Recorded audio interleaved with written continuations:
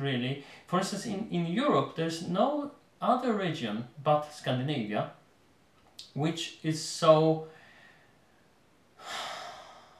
not so much, so unpopulated, like Belarus maybe, Belarusia, how it's called now, Belarus is not that populated, but all the other countries are either densely or quite densely populated. Scandinavia is something as of an exception.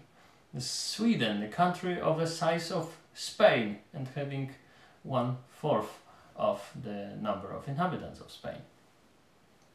And in Finland, the Norwegian was even less densely populated, right? So they have to rely on not many people and on the huge areas. And in history, it was extremely unpopulated and so on.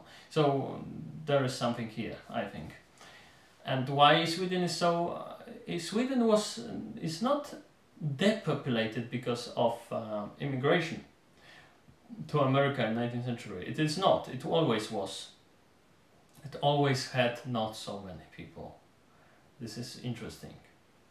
Maybe it's because the Vikings were traveling so much across Europe and leaving some people here, some people in there, like in Normandy and so on. Okay. When it comes to this ethos of work, the Protestant ethos of work, usually it's connected with Calvinism, with how it's called in England, it's called Presbyterian. This is the same than Calvinist. The Calvinist, basically, from a sociological point of view, they think you are rich, so it means that God loves you. The same the Methodists would think, and they think that to some extent.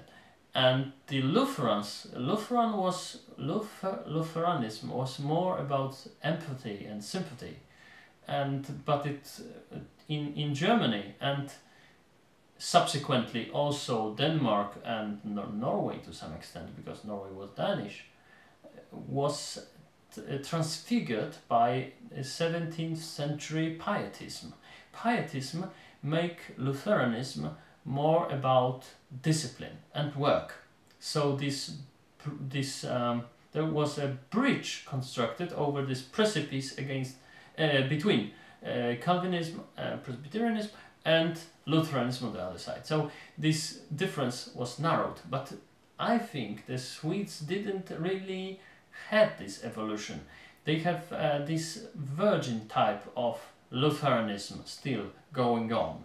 This is why they are more about empathy and sympathy, sometimes to fatal degrees.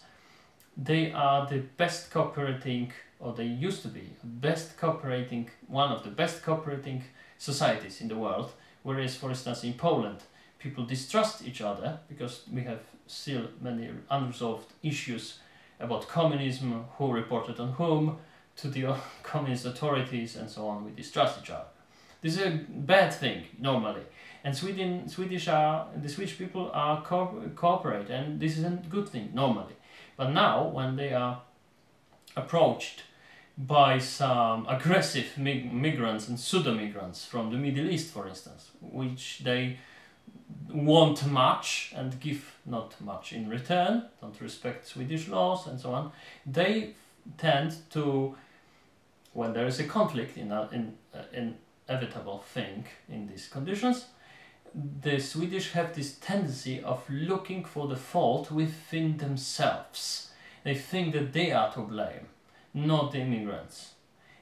For instance, in Denmark and Finland, many courses are organized to inform the Middle Easterners how to behave in this Scandinavian society. That, for instance, there were many, for instance, Kenyans who said from Kenya, from Africa, that they are for them, if there is a wandering lady during the night or evening even, totally alone and so on, they are for grabs basically, to be approached and I don't know, raped and so on. Approached or invited or raped according to the wishes. They are like like a gift for a man. And in Swedish, oh my god, it's different. In Norway or in Denmark or in Finland. And there are courses, there are lectures, seminars organized about it to inform the people. And in Sweden, those seminars, those lectures were not